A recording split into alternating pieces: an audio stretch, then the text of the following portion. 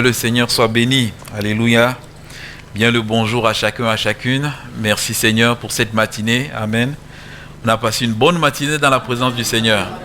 Elle n'est pas encore finie. Alléluia. Mais vraiment de bons moments.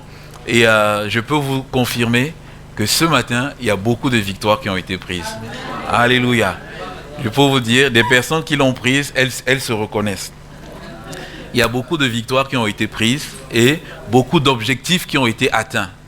Et bien aimé, avec le Seigneur, il a des objectifs pour nous et lorsqu'on les atteint, son cœur est réjoui, son cœur est heureux. Alléluia. Et simplement ce matin, j'aimerais qu'on puisse lire dans deux passages de la Bible. Premièrement, dans Ecclésiaste 10 et le verset 1, c'est le dimanche de la Pentecôte. Voilà, comme une tradition, on va s'arrêter sur la Pentecôte. Alléluia. C'est vrai que nous sommes une église évangélique de Pentecôte. On parle de la Pentecôte presque tout le temps. Mais le jour de la Pentecôte, il est bien de s'arrêter sur la Pentecôte. Alléluia. Pour parler encore de cet événement magnifique, merveilleux, qui est arrivé dans le cours de l'humanité, il y a de cela 2000 ans, alors que les disciples étaient rassemblés dans la chambre haute. Le Seigneur Jésus a honoré sa promesse. Amen.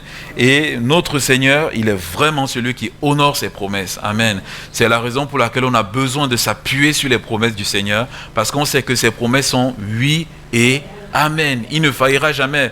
Et il a dit à Habakkuk, si la promesse tarde, attends-la, elle s'accomplira certainement. Alléluia. Voilà, mettons notre confiance dans notre Seigneur. Ecclésiaste 10, donc c'est Salomon le sage qui parle, et Ecclésiaste, Salomon il dit ceci, les mouches mortes infectent et font fermenter l'huile du parfumeur. Donc le verset 1, Ecclésiaste 10, 1. Les mouches mortes infectent et font fermenter l'huile du parfumeur. Un peu de folie l'emporte sur la sagesse et sur la gloire. On va lire un autre passage dans 1 Jean 2 et des versets 20 au verset 27. 1 Jean 2 des versets 20 au verset 27. Pour vous, vous avez reçu l'onction de la part de celui qui est saint, et vous avez tous de la connaissance. Je vous ai écrit, non que vous ne connaissiez pas la vérité, mais parce que vous la connaissez, et parce qu'aucun mensonge ne vient de la vérité. Qui est menteur, sinon celui qui nie que Jésus est le Christ? Celui-là est l'antéchrist, qui nie le Père et le Fils. Quiconque nie le Fils n'a pas non plus le Père. Quiconque confesse le Fils a aussi le Père. Que ce que vous avez entendu dès le commencement demeure en vous. Si ce que vous avez entendu dès le commencement demeure en vous, vous demeurerez aussi dans le Fils et dans le Père, et la promesse qu'il nous a faite, c'est la vie éternelle. Je vous écris ces choses au sujet de ceux qui vous égarent. Pour vous, l'onction que vous avez reçue de lui demeure en vous, et vous n'avez pas besoin qu'on vous enseigne toutes choses, et vous n'avez pas besoin qu'on vous enseigne, mais comme son onction vous enseigne toutes choses, et qu'elle est véritable, et qu'elle n'est point un mensonge, demeurez en lui, selon les enseignements qu'elle vous a donnés. Amen. Alléluia, on veut s'arrêter vraiment ce matin sur cette pensée de l'onction, vraiment pour nous encourager, pour nous exhorter encore à désirer l'onction du Saint-Esprit. Amen. À désirer le revêtement du Saint-Esprit, désirer la Pentecôte. Et les disciples, ils sont restés pendant 10 jours dans la chambre haute. Le Seigneur Jésus leur avait dit, restez à Jérusalem jusqu'à ce que j'envoie ce que mon Père a promis. Alléluia. Il avait même dit, je vais prier mon Père afin qu'il vous envoie le Saint-Esprit, qu'il vous envoie le Consolateur. Et les disciples sont montés, ils ont attendu pendant 10 jours. Et comme je disais en introduction, notre Seigneur, il est celui qui honore ses promesses, et il a honoré. Le 10e jour, le Saint-Esprit est descendu sur les disciples, a béni la vie des disciples, a littéralement transformé la vie des disciples. Amen. Simplement nous encourager encore, bien-aimés, ce matin, recherchons le baptême dans le Saint-Esprit. Alléluia.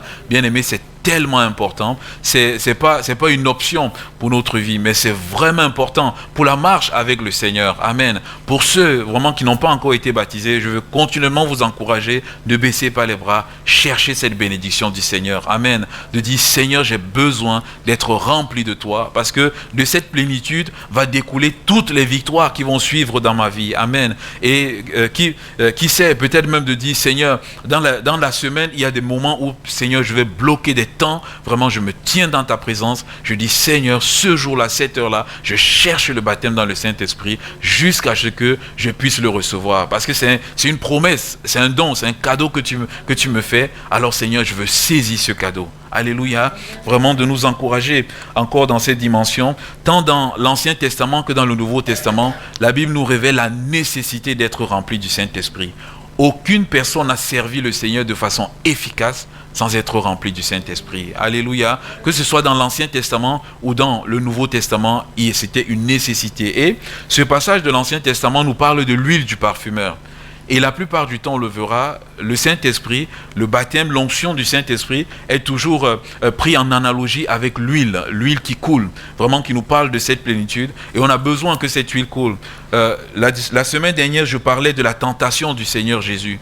Lorsqu'on lit l'histoire du Seigneur Jésus dans Luc, on se rend compte que Jésus, avant d'aller dans le désert pour être tenté, il a été revêtu du Saint-Esprit. Il a été baptisé dans le Saint-Esprit. Et la Bible dit même que, ça paraît paradoxal et particulier, c'est que c'est le Saint-Esprit qui l'a poussé dans le désert. Alléluia. Non pas pour être tenté, mais poussé dans le désert pour prendre ce temps de jeûne à part pour démarrer son ministère. Et c'est à la fin de ce temps de jeûne et prière que Satan est venu se présenter à lui pour le tenter. Et par là, le Seigneur Jésus, il nous montre vraiment cette importance. Lui qui est le Seigneur, qui est au-dessus de tout, mais qui est descendu sur cette terre, qui s'est fait homme, qui a partagé notre humanité, à l'exception du fait que lui n'avait pas de péché. Il nous dit, moi pour marcher sur la terre, j'ai eu besoin du Saint-Esprit. J'ai eu besoin du baptême dans le Saint-Esprit. Alors le Seigneur, il nous dit, nous qui sommes beaucoup plus faibles que lui, à combien plus forte raison avons-nous besoin de lui? Amen. Et le Seigneur, lorsqu'il parle de la nécessité de l'Esprit, il déclarait dans la synagogue, « L'Esprit du Seigneur est sur moi, parce qu'il m'a oint, dont on voit encore la pensée de l'onction, pour annoncer une bonne nouvelle aux pauvres.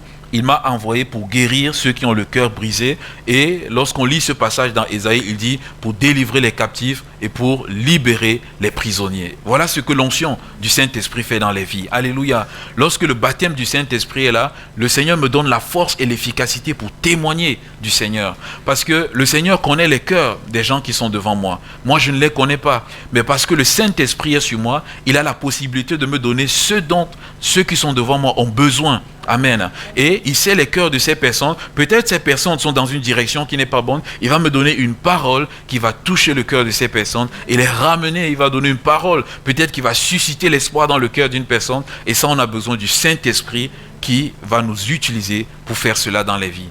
Peut-être les personnes auront un cœur brisé qui sera là. Mais nous ne sommes pas des chirurgiens pour restaurer les cœurs. Nous n'avons pas tous fait peut-être de la relation d'aide, l'accompagnement. On n'a pas tous fait cela. On n'a pas eu toute cette formation. Ces formations sont bonnes, bien-aimés. Mais, par-dessus tout, celui qui a le Saint-Esprit, sans ces formations, parce qu'on n'a pas le temps de faire toutes ces formations qui sont longues, mais celui qui a le Saint-Esprit saura guérir quelqu'un qui a le cœur brisé par les soucis, les déceptions, toutes les choses de la vie. Il pourra avoir une parole, il pourra accompagner cette personne. Alléluia. C'est tellement important. Et il pourra non seulement guérir les cœurs brisés, mais il pourra faire comme le Seigneur Jésus, délivrer ceux qui sont captifs, libérer ceux qui sont prisonniers. Je ne vais pas citer la liste des choses dont nous pouvons être captifs ou dont nous pouvons être prisonniers, mais la parole de Dieu nous dit, avec l'onction du Saint-Esprit, on peut être libéré. Et Ésaïe dit, l'onction brise le joug. Alléluia, l'onction brise le joug, l'onction brise la domination. Alors Seigneur, aide-nous vraiment à rechercher la plénitude du Saint-Esprit. Pour ceux qui sont pas encore baptisés, de rechercher, mais pour ceux qui sont déjà baptisés, de dire, Seigneur, renouvelle-moi dans l'esprit. Alléluia. Seigneur, je veux que ton huile soit fraîche dans ma vie. Alléluia. Seigneur, que ton nom soit béni. Et Dans l'Ancien Testament, cette onction était réservée à une classe de personnes particulières, Aaron et les fils d'Aaron, parce que c'était les sacrificateurs. Mais béni soit Dieu, parce que dans le Nouveau Testament, cette onction est réservée à tous ceux qui croient dans le Seigneur Jésus comme leur Seigneur et Sauveur personnel. Le Seigneur fait d'eux des rois et des sacrificateurs. Et il dit à celui qui nous aime, qui nous a délivrés de tous nos péchés par son sang et qui a fait de nous un royaume et des sacrificateurs. Ou encore, qui a fait de nous des rois et des sacrificateurs. Puisque nous sommes rois et sacrificateurs, maintenant le Seigneur, il veut déverser l'onction sur nous. Alléluia. Alors je dis, Seigneur, puisque je t'appartiens, je suis qualifié pour recevoir cela. Ce n'est pas moi qui me suis qualifié, mais c'est toi qui m'as qualifié. Alléluia, que Dieu soit béni. Alors, c'est dans cette perspective que Jean écrivait à ces chrétiens. Ces chrétiens, ils avaient déjà reçu l'onction de l'Esprit, ils avaient commencé à marcher avec le Seigneur. Mais, comme vous vous rappelez, dans cette épître de Jean, c'est l'épître des certitudes. Les certitudes de notre marche avec Dieu. Et Jean, qu'est-ce qu'il veut faire? Il veut simplement leur dire, mais vous avez reçu l'onction. Alléluia. Il y a des fois, on peut marcher avec le Seigneur, on se pose la question, mais est-ce que j'ai l'onction? Est-ce que j'ai reçu l'onction? Est-ce que l'onction est encore là?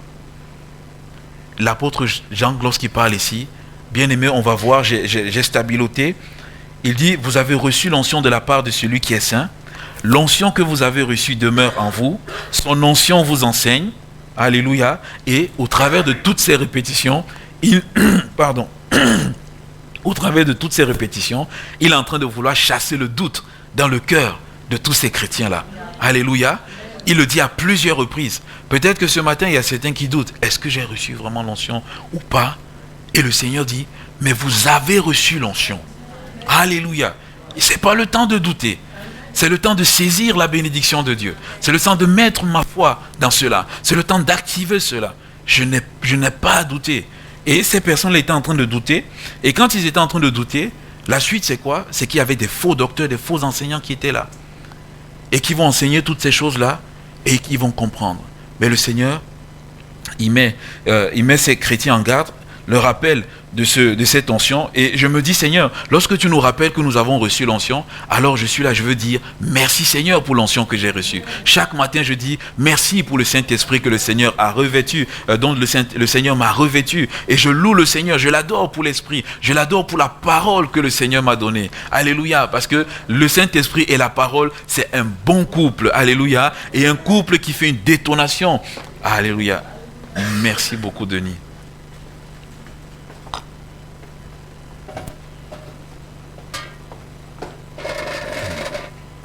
Voilà, le Saint-Esprit et la parole, c'est un bon couple qui fait comme une détonation dans notre cœur pour transformer notre cœur. Amen. Lorsqu'on lit ce passage, j'ai été interpellé et là je vois encore la nécessité d'être rempli du Saint-Esprit dans les temps dans lesquels nous vivons. Parce que le Seigneur dit ceci, dans les derniers temps, je répandrai de mon esprit sur toute chair. Vos fils et vos filles prophétiseront, vos vieillards auront des songes, vos fils et vos filles auront des visions. Alléluia, c'est notre partage dans la fin des temps. Et dans ce passage-là, l'apôtre Jean insiste sur plusieurs choses. Il parle ici du Saint-Esprit, il dit, vous avez reçu l'onction du Saint-Esprit et vous avez de la connaissance. Amen. C'est-à-dire que lorsque l'Esprit de Dieu vient, le Seigneur Jésus disait, il vous conduira dans toute la vérité. De telle sorte que si quelqu'un veut m'annoncer quelque chose qui n'est pas de la parole de Dieu, l'Esprit de Dieu va allumer le voyant rouge et il va dire hérésie, fausse doctrine. Dans la fin des temps, le Seigneur Jésus a dit, il y aura beaucoup de faux Christ, il y aura beaucoup de faux prophètes. Mais comment est-ce que je vais savoir que c'est un faux Christ, c'est un faux prophète? Par l'onction que j'aurai reçue, qui va me donner de la connaissance. L'apôtre Jean, il va encore plus loin. Au verset 27, il dit, pour vous, l'onction, il demeure en vous, vous n'avez pas besoin qu'on vous enseigne. Autrement dit, vous n'avez pas besoin que ces faux docteurs vous enseignent. Pourquoi? Parce que l'onction vous enseigne toutes choses. Alléluia. Deux fois, certaines personnes ont pris ce verset, ils ont mal pris ce verset, ils ont pris en l'envers et ils ont dit, non, moi j'ai pas besoin que quelqu'un m'enseigne, je suis chez moi tout seul, je m'enferme et je m'enseigne. Non, c'est pas le sens de ce verset. Alléluia. Le sens de ce verset est le suivant, dans le contexte des chrétiens, Jean, à qui Jean est en train de parler, il y avait des faux docteurs qui enseignaient des fausses doctrines. Et c'est là que Jean dit, vous n'avez pas besoin que ces faux docteurs vous enseignent des fausses doctrines. Et le Seigneur nous dit, on a besoin de l'Église pour être enseigné, fortifié et édifié. Alléluia. Avec YouTube, on ne peut pas s'en sortir tout seul. Alléluia. Puisque sur YouTube, on n'est pas en contact avec le prédicateur qui prêche. Si j'ai un souci, je ne veux pas appeler le prédicateur. Peut-être qu'il est au Canada, peut-être qu'il est en Nouvelle-Zélande. Déjà, s'il est en Nouvelle-Zélande, c'est compliqué. Pourquoi? Parce qu'il parle l'anglais. Ce sera difficile pour moi. Peut-être la prédication, elle est traduite. Merci Seigneur. Mais quand je l'appelle, il ne pourra pas m'aider. Il est au Canada. Il ne connaît pas les réalités que je vis ici. Les réalités au Canada, ce ne sont pas les mêmes réalités qu'en France. Ce ne sont pas les mêmes réalités qu'en Afrique. Alors, si je m'attache à lui, il va me donner des conseils, mais est-ce qu'il connaît les réalités qui sont ici? Peut-être pas. Bien sûr, vous me direz, mais il sera saisi par le Saint-Esprit. Oui, mais le Seigneur a voulu une chose, c'est que une assemblée, un pasteur, des frères et des sœurs, pour s'édifier les uns des autres. Voilà la pensée de notre Seigneur. Alléluia. Simplement pour nous dire, bien aimé, l'Internet c'est bon, mais le Seigneur a voulu la vie de l'Église. Alléluia. C'est ça qui est important. Et il dit, il vous enseignera toutes choses. Et j'ai remarqué dans ce passage, quelle est l'hérésie? Quelle est l'hérésie qui est en train d'avancer dans ce passage? Quand on lit ces quelques versets, il y a une hérésie qui est là, et vraiment, elle est très pernicieuse. Il dit, qui est menteur, sinon celui qui nie que Jésus est le Christ? Donc, en fait, il y avait une hérésie qui était là, qui était en train de nier que Jésus n'est pas le Messie, que Jésus n'est pas le Christ, Jésus n'est pas celui que Dieu a envoyé. Bien-aimés, avec désolation, aujourd'hui encore, il y a certaines personnes qui disent que Jésus n'est pas le Christ et qui nient cela. Et malheureusement, plusieurs tombent encore dans le panneau, mais béni soit Dieu parce que l'Esprit de Dieu est là pour restaurer la vérité. Il y a plusieurs qui disent, déjà de leur temps, ils refusent que Jésus n'est pas le Christ, et il dit celui-là, et c'est encore fort bien-aimé, il dit celui-là est l'antéchrist. Bien-aimé, on sait qu'il y a un homme qui viendra et qui va résister au Seigneur, qui va vouloir prendre même la place du Seigneur. La Bible l'appelle l'antichrist. Et il dit ces personnes qui enseignent ces choses-là, ce sont les antéchrists, c'est-à-dire ils portent déjà la pensée de cet homme qui viendra. Et de dire, vous avez reçu l'onction, que l'onction vous en garde de ces personnes-là, au nom de Jésus. Des personnes qui vont nier Dieu le Père, qui vont dire que mais Dieu n'est pas un Père. Mais le Seigneur, notre Dieu, est un Père. Alléluia. C'est la révélation la plus haute du Nouveau Testament, de connaître Dieu comme son Père. Et lorsque j'arrive à connaître Dieu comme mon Père, bien aimé, ma vie change. Ma vie est transformée. Alors, recevons l'onction de l'Esprit pour qu'il nous enseigne, pour qu'il nous parle. Et cette onction de l'Esprit aussi, c'est comme une huile. La Bible parle de l'huile du parfumeur. Et on sait que l'huile a une belle odeur. Alléluia. L'huile, c'est un peu comme les parfums. Ce matin, on sent un peu les flagrances. Les parfums qui sont là, ça a une bonne odeur, bien aimé. Et l'onction de l'Esprit a une bonne odeur au travers déjà de nos paroles. Amen. L'Esprit de Dieu, lorsqu'on a l'onction, il nous donne des paroles agréables, de bonnes paroles. Jésus avait l'onction sur lui et les personnes étaient émerveillées des paroles de grâce qui sortaient de sa bouche. Et il posait même la question, est-ce que ce n'est pas le fils de Joseph? Et tous lui rendaient témoignage. Ils étaient étonnés des paroles de grâce qui sortaient de sa bouche. Et il disait, n'est-ce pas le fils de Joseph? Joseph, son père, est charpentier. On sait que lui-même est charpentier. Comment ce charpentier l'a fait pour avoir de si belles paroles? Ah, il est charpentier, mais il a l'onction de Dieu sur lui. Alléluia. Ah, bien-aimé, qu'importe ta situation, qu'importe ton niveau d'études, qu'importe ton degré d'avancement dans la société, ça, c'est pas un souci. Mais si tu as l'Esprit de Dieu, tu peux avoir ces paroles de grâce qui vont faire du bien à des cœurs. Alléluia. Cette belle odeur nous parle aussi des actions du Seigneur Jésus-Christ. Et il disait, ils étaient dans le plus grand étonnement et disait, il fait tout à merveille. Même il fait entendre les sourds et parler les muets. Et le Seigneur nous dit, avec cette onction sur nous, nous serons aussi capables, au travers de lorsque l'Esprit va nous inspirer, de faire du bien autour de nous, de prier, d'imposer les mains, des personnes seront guéries, seront restaurées, de parler, des personnes aussi dans leur cœur seront restaurées. Bien-aimés, voilà l'œuvre de l'onction de Dieu sur notre vie. L'onction, ce n'est pas pour nous, bien-aimés, mais l'onction, c'est pour les autres. Alléluia. Aussi longtemps que je dise, Seigneur, remplis-moi afin que je bénisse les autres, bien-aimés, je vous assure, Dieu va toujours vous remplir. Mais quand je dis, Seigneur, remplis-moi, remplis-moi, pour que les regards soient tournés sur moi, le robinet va se fermer et Dieu ne va plus déverser l'onction sur nos vies. Alléluia. Seigneur, que notre onction puisse bénir les autres. Et cette onction aussi, c'est une onction qui transforme nos vies, qui transforme notre caractère. Amen. Afin qu'au travers de notre caractère, nous puissions être en bénédiction avec ceux qui sont tout autour de nous. Amen. Seigneur, inonde-nous de cette onction, un sujet de louange, un sujet d'action de grâce. Et la Pentecôte, malheureusement, cette onction est attaquée. Cette onction de foi est attaquée et c'est l'objet du premier passage qu'on a lu. On va s'arrêter un peu plus grandement sur ce passage. Et c'est Salomon qui dit ceci: les mouches mortes infectent et font fermenter l'huile du parfumeur. Autrement dit, il y a des mouches mortes qui sont là, qui vont infecter et faire fermenter l'onction que Dieu a déposée sur vos vies. La puissance du Saint-Esprit que Dieu a déposée, il y a des choses qui vont infecter et qui vont faire fermenter. J'ai lu ce passage dans d'autres versions. D'autres versions, la parole de vie dit: des mouches mortes gâtent et abîment l'huile du parfumeur. L'onction peut être gâtée et abîmée sur une vie. Et la version King James, elle dit: les mouches mortes font en sorte que l'huile du parfumeur dégage une odeur désagréable, une mauvaise odeur. C'est également ce que fait un peu de folie en celui qui est réputé pour sa sagesse et sa gloire. Et je me suis posé la question, mais d'où viennent ces mouches mortes? D'où viennent ces mouches mortes et que représentent ces mouches mortes? Et simplement l'Ecclésiaste, il nous dit ceci: un peu de folie l'emporte sur la sagesse et sur la gloire. Il dit, voici un homme, voici une femme qui a une sagesse que lui donne le Saint-Esprit, qui a une gloire, c'est-à-dire au niveau du caractère.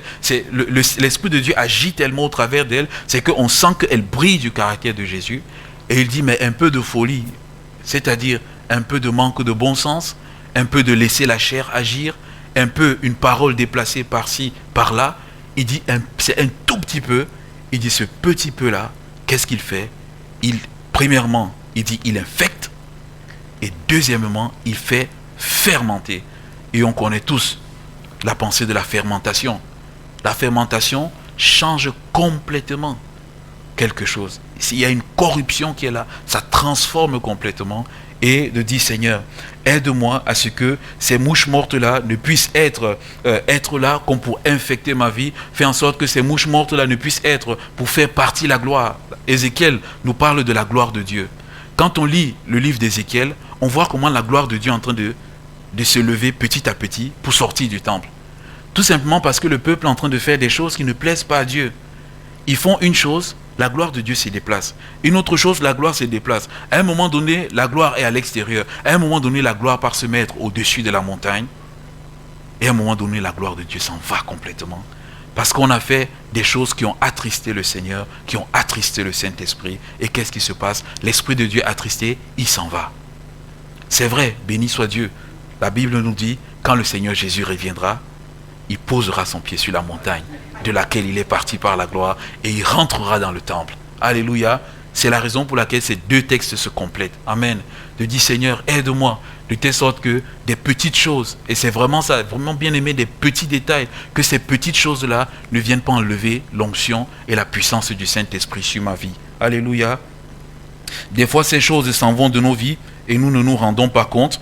L'apôtre Paul, il pouvait dire ceci: c'est bien à tort que vous vous glorifiez. Ne savez-vous pas qu'un peu de levain fait lever toute la pâte? En fait, c'est l'église de Corinthe. L'église de Corinthe avait reçu tous les dons, une manifestation de puissance du Saint-Esprit, mais à l'intérieur de cette église-là, il y avait le péché qui était là.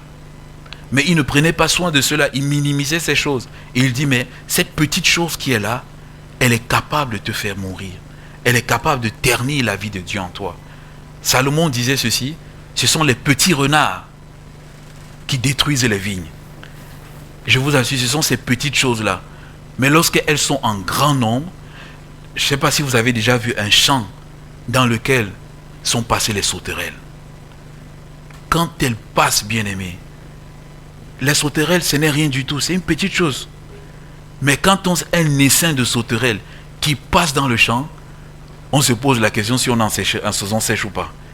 Toutes les fleurs sont dévorées, il n'y a plus rien du tout. Et en fait, la Bible dit, ce sont ces toutes petites choses-là pour lesquelles nous pouvons être indulgents dans nos vies. Ça peut être un péché, ça peut être un comportement pour lequel nous sommes indulgents. Il dit, c'est cette petite chose-là qui va faire ternir l'onction de Dieu. C'est des petites paroles même qui sont là. Et même des fois, ce ne sont pas des choses foncièrement négatives, mais ce sont les choses en fait qui drainent simplement. Bien aimé, dans la vigne, deux fois dans la vigne, on est obligé de faire ce qui s'appelle l'éclaircissage. Deux fois, on est obligé de couper certaines grappes de raisin. Et deux fois, quand on voit cela, on se dit, mais quel gâchis. En fait, celui qui travaille dans la vigne, il sait une chose, c'est que cette grappe de raisin, elle est là, elle est belle, mais il faut que je la coupe parce qu'elle prend trop de la sève. Et comme elle prend trop de la sève, je risque de perdre tout mon raisin. Donc je fais un sacrifice, je décide de couper cette grappe-là afin que le reste des raisins puisse bien grandir. Et des fois dans notre vie, il y a des choses qui ne sont pas forcément mauvaises, mais que le Seigneur nous dit, il faut couper cette chose-là, de telle sorte que tu puisses encore avoir un peu plus de puissance. Alléluia. Et simplement ma question c'est de dire, Seigneur, qu'est-ce qui dans ma vie est comme cette mouche morte-là qui va diminuer l'onction, qui va faire ternir l'onction. Et Seigneur, révèle-moi cela afin que je puisse réajuster. Et j'ai marqué j'ai fait une petite liste de certaines choses qui peuvent faire ternir l'onction dans notre Bible. Et comme chaque dimanche, je bénis le Seigneur parce que chaque dimanche, le Seigneur est toujours là pour confirmer sa parole au travers des dons. Le premier dans ma liste, il rejoint le don spirituel qui a été apporté. Le premier dans ma liste, c'est ceci, la négligence de divers ordres, que j'ai marqué sur mon papier. Et le Seigneur dit, la négligence de divers ordres peut faire perdre l'onction sur notre vie. Le don spirituel nous a parlé de la négligence d'un si grand salut, c'est qu'on est sauvé, mais on n'attache pas une telle importance, on n'adore pas le Seigneur pour ce salut, ce salut on le prend comme point acquis, et le Seigneur dit, si je prends mon salut comme point acquis, en fait je vais perdre la puissance. Je serai toujours sauvé, mais je vais perdre la puissance de ces choses. Et la négligence, la légèreté en général, flirter avec le mal, je pense également à Samson, qui était négligent dans sa consécration, négligent dans sa sanctification. Samson était en train de jouer avec des lilas. Il jouait, il s'amusait, mais il était fort. Mais plus il jouait, plus il croyait qu'il était fort, plus il était en train d'aller petit à petit vers le bord du précipice, mais il ne savait pas. Il a tellement joué que lui-même il a perdu la conscience qu'il était en train de jouer et il a fini par révéler son secret. Delilah avait été persévérante. C'est vrai que la persévérance est bien, mais des fois dans le mauvais côté, c'est pas une bonne chose. Et bien aimé, il y a des petites choses, elles aussi qui seront persévérantes dans notre vie, parce qu'elles ont un seul désir, c'est de drainer la force. Et rappelons-nous, Delilah disait à Samson, quel est le secret de ta force? Quel est le secret de ta... D'où est-ce que tu tires cette puissance? Elle a travaillé jusqu'à il a révélé son secret. Et elle a coupé ses cheveux. Lorsque les Philistins sont arrivés, qu'est-ce que la Bible nous dit? Samson, il ne savait pas que l'Éternel s'était retiré de lui. Et comme je vous dis, deux fois l'onction s'en va sans qu'on ne sache. Et qu'est-ce qui se passe? Il se disait qu'il ferait encore comme la prochaine fois. Mais le problème, c'est que quand les Philistins sont arrivés, c'était trop tard. Et des fois, on peut être dans la négligence de notre consécration. On se dit, mais j'aurai toujours la même force. Mais bien aimé, quand il y a une épreuve qui arrive comme un ouragan, et qu'est-ce qui se passe? On croit qu'on va tenir, mais l'épreuve nous percute et on est tout droit au sol. Veillons sur notre consécration, bien-aimés. Veillons sur notre intimité avec le Seigneur. Veillons sur l'esprit qui est en nous. Le texte que je lui dis, vous êtes héritier de Dieu, vous avez l'esprit de Dieu en vous. Vous n'êtes plus des esclaves, vous êtes libres. Alléluia. Vous êtes libres. Et alors je dis, Seigneur, quelle que soit la chose qui est là, qui veut comme me remettre encore dans les chaînes, Seigneur, je veux te bénir parce que j'ai l'esprit en moi et je suis libre. Alléluia. Et j'avance avec toi. Veillons sur la négligence. Veillons aussi peut-être sur le manque de sérieux, comme je disais vendredi, de notre œuvre avec Dieu. Des fois, on peut être léger dans notre œuvre avec Dieu. Veillons aussi, bien-aimés, sur les choses que nous regardons et que nous entendons. Ces choses que nous regardons et que nous entendons aussi peuvent couper l'onction du Saint-Esprit sur notre vie.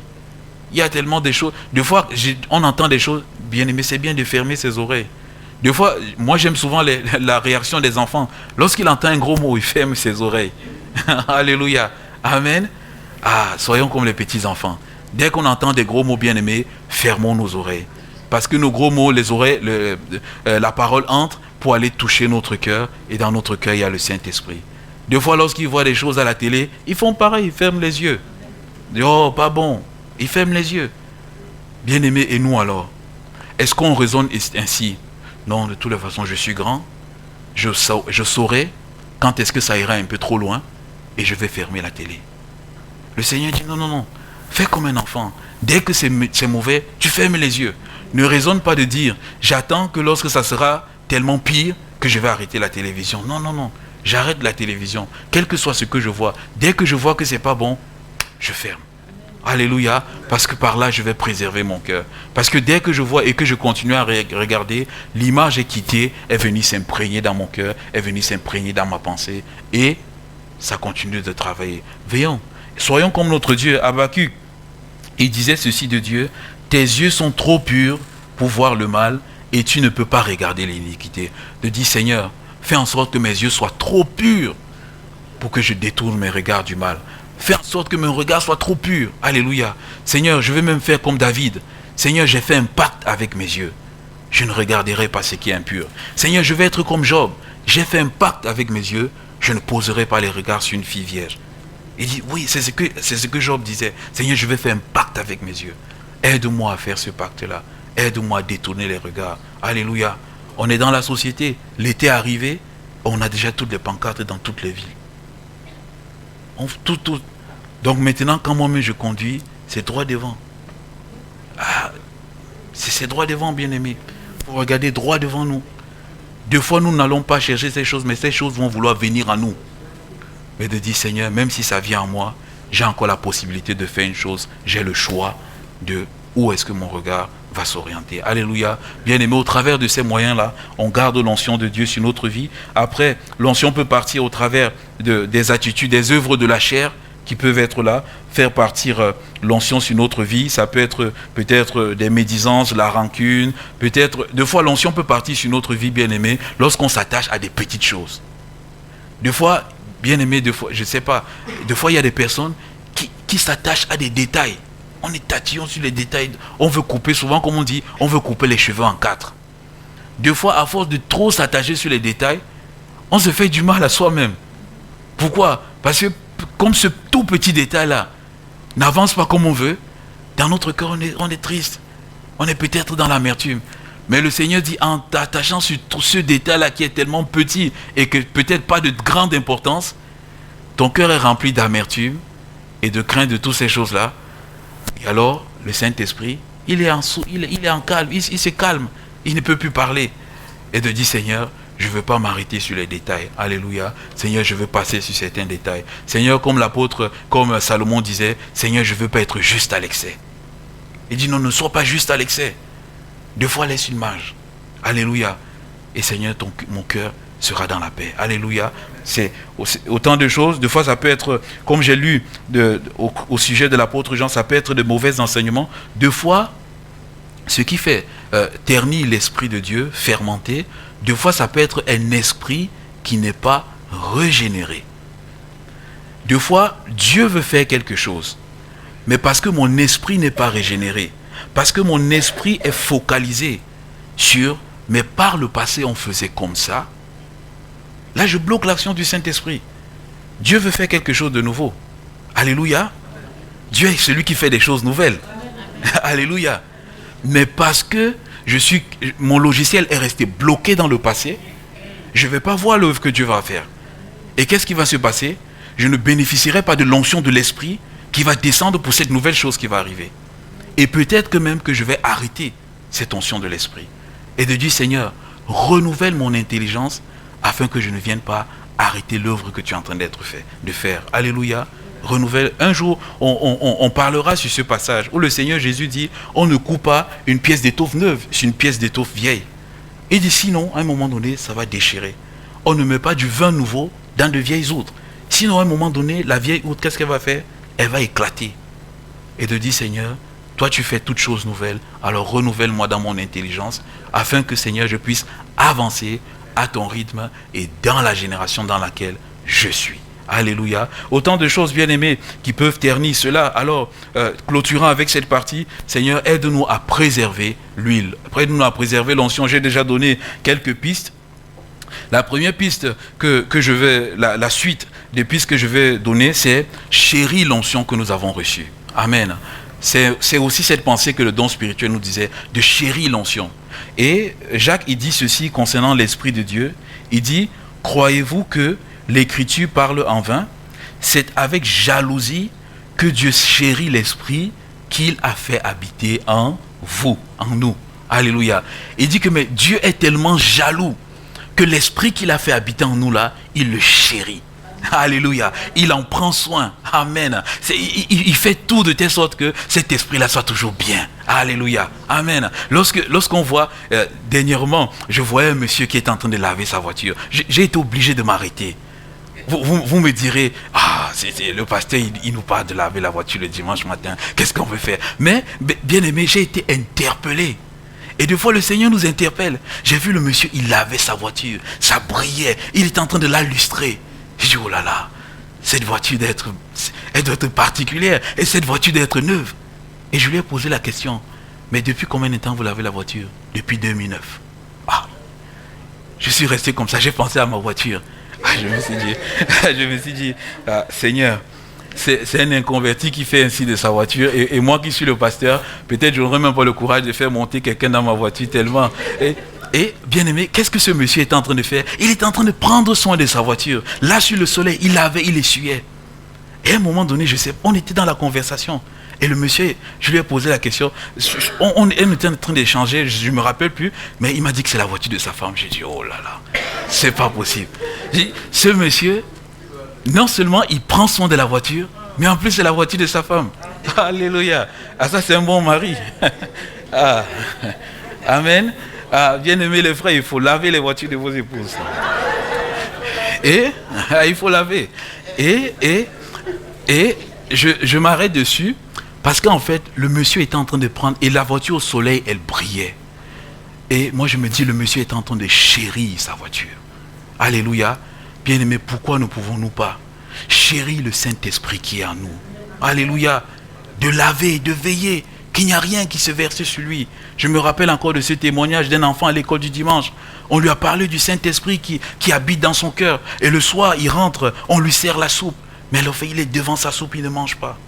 Les parents disent, mais pourquoi est-ce que tu ne manges pas? Il ne mange pas. Mais pourquoi est-ce que tu ne manges pas? Je vous révèle la vérité, c'est que le matin à l'école du dimanche, les monitrices ont dit, il ne faut rien verser sur le Saint-Esprit. Et le petit croyait que la soupe, quand il buvait la soupe, ça se versait sur le Saint-Esprit et ça salit le Saint-Esprit. Je dis, Seigneur, des fois on a besoin d'être comme ce petit garçon, de se dire, ce que nous prenons en nous va se verser sur le Saint-Esprit. Et bien sûr, ses parents lui ont expliqué que le Saint-Esprit, c'est spirituel, voilà. Mais bien aimé, est-ce que nous pouvons être dans cette même disposition de cœur? Où la Bible, Jacques nous dit, Dieu il chérit, il est jaloux. Et là c'est la bonne jalousie, bien aimé. Il est jaloux de l'esprit qu'il a mis en nous. Alors bien aimé, soyons jaloux de la même façon. Soyons jaloux du salut que Dieu nous a donné. Soyons jaloux du Saint-Esprit, soyons jaloux du baptême, soyons jaloux des dons spirituels, soyons jaloux de la... Bien aimé, soyons jaloux de ces choses. Et nous allons voir, on aura la puissance de Dieu en nous. C'est vrai, nous sommes les hommes, nous faillissons, nous branchons d'une manière ou d'une autre, mais lorsqu'on a failli, on a branché de dire, Seigneur, aide-moi à revenir. Alléluia. Aide-moi à revenir dans ta pensée à toi et que ton nom soit béni. Dieu, il chérit cela. Veillons et prions comme le Seigneur Jésus nous a recommandé. Veillons dans les moindres détails sur nos paroles. Et vivons dans la parole de Dieu. Lisons la parole, les recommandations que le Seigneur nous donne dans les épîtres pour mener une vie de sanctification. Saisissons ces choses-là, disons Seigneur, aide-moi à vivre ces choses. Et je sais qu'il y aura toujours l'onction de l'Esprit sur ma vie. Alléluia. Que le Seigneur nous bénisse. Bien-aimés, cela demande de la discipline. Mais je sais une chose, là où Dieu nous demande de la discipline, Dieu nous donne la force pour marcher dans cette discipline. Alléluia. Là où Dieu nous demande de la discipline, il nous demande aussi la force pour surmonter l'insurmontable. Et Dieu qui nous a appelés à la communion avec Christ est fidèle et il nous affermira, il nous aidera dans cette mission. Alléluia. Paul pouvait dire une chose, Philippiens 4,13, je puis tout par celui qui me fortifie. Bien-aimé, ce matin, saisissons cette parole. Seigneur, tu me demandes de veiller sur l'onction. Alors je veux dire, je puis tout parce que toi, tu vas me fortifier. Toi, tu es un Dieu jaloux. Alléluia. Que le Seigneur nous bénisse, bien-aimé. Et je vais simplement conclure avec cette parole de Donald J. Donald J a été appelé l'apôtre de l'équilibre. Vraiment, c'est un frère qui, spirituellement, il avait toujours l'équilibre. Il n'était jamais trop dans l'excès dur, trop dans le laxisme. Il était toujours équilibré. Et il a dit ceci, une parole qui marque énormément. Il dit, le triomphe spirituel complet et définitif exige une vigilance soutenue, une entière consécration et surtout une grande fidélité dans les petites choses. Le parfum sacré de la sainteté est trop précieux et trop vital pour que nous ne nous appliquions pas à le garder à tout prix. Tellement profond cette parole. Alors bien aimé, ce matin, Dieu nous a donné l'onction. Nous avons l'onction. Pour ceux qui ne l'ont pas encore, recevez-le de la part de Dieu. Il y a des mouches mortes qui peuvent se poser sur cette onction. Alors, Seigneur, et de dire, aide-moi à préserver l'onction des mouches mortes qui peuvent se poser sur l'onction. Et donne-moi, Seigneur, d'être efficace au travers de cette onction. Amen. Que Dieu nous bénisse, bien aimé. On va prier. Et dans le temps de la prière, je nous propose vraiment de nous lever et de prier tous ensemble. Et de dire, Seigneur, chacun de nous pour sa situation, de dire, Seigneur, renouvelle-moi dans le Saint-Esprit. D'autres, Seigneur, remplis-moi dans le Saint-Esprit. Seigneur, œuvre dans ma vie et que ton nom soit glorifié. Amen. Voilà. Élevons tous la voix devant le Seigneur. Prions, alléluia, pour notre Seigneur. Du moins, prions à notre Seigneur pour chacune de nos vies. Alléluia.